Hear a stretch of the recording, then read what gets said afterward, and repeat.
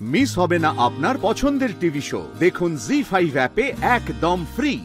প্রণাম গুরুদেব। প্রভু, আপনি হঠাৎ এখানে? হ্যাঁ গুরুদেব, আজ অনেক বড় অনর্থ হয়েছে, সেই বিষয়ে আমি আপনার সঙ্গে কথা বলতে এসেছি।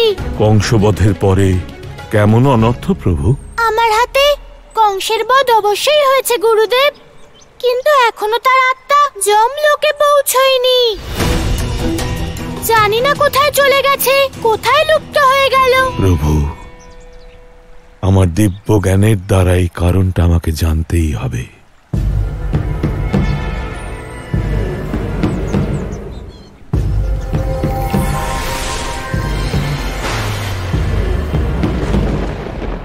কুলদৈত্য, সামনে এসো। আজ ভগবান কংসের তোমার প্রয়োজন হয়ে পড়েছে। কুলদৈত্য,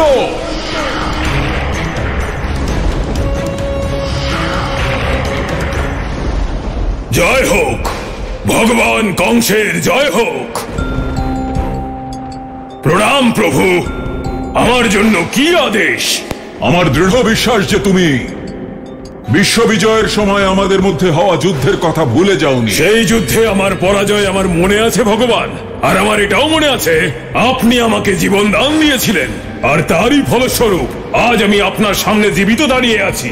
আর জীবন দানের পরিবর্তে তুমি আমাকে একটি প্রতিশ্রুতি দিয়েছিলে, মনে আছে? ভালোভাবে মনে আছে প্রভু।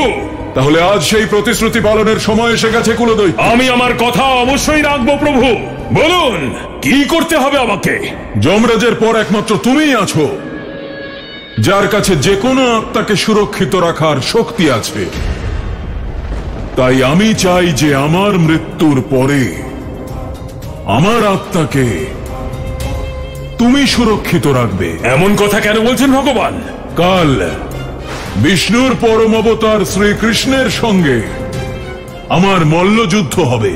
আমি জানি ওরই মৃত্যু হবে, কিন্তু যদি কোনো কারণে আমার শরীরের বিনাশ ঘটে যায় তাহলে তোমাকে, আমার আত্মাকে ওই যমদূতদের হাত থেকে বাঁচিয়ে সুরক্ষিত রাখতে হবে। আপনি যেমন চান তাই হবে ভগবান, কিন্তু আপনার আত্মাকে সুরক্ষিত রাখার পরে আমাকে কি করতে হবে ভগবান?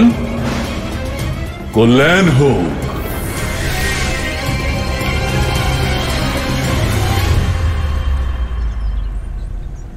আপনি কি দেখলেন গুরুদেব? প্রভু, আমি যা দেখলাম তা অত্যন্ত আশ্চর্যজনক ঘটনা। কংস তার মৃত্যুর পূর্বেই তার আত্মাকে সুরক্ষিত করে দিয়েছিল। কি করে, কোথায়, আর কার কাছে? কুলদৈত্য নামক অসুরের কাছে। কংসের আত্মাকে সে তার নিজের অধিকারে রেখে দিয়েছে। কিন্তু এমনটা কি করে সম্ভব গুরুদেব, যে কেউ মৃত্যুর আগে নিজের আত্মাকে কারোর কাছে সুরক্ষিত রাখবে? সম্ভব প্রভু। যদি এটা সম্ভব হয় তাহলে এই ঘটনা কখন ঘটেছিল গুরুদেব? মল্লযুদ্ধে আপনি যখন কংসের ওপর অন্তিম প্রহার করেছিলেন, এই ঘটনা সেই মুহূর্তে ঘটেছিল প্রভু।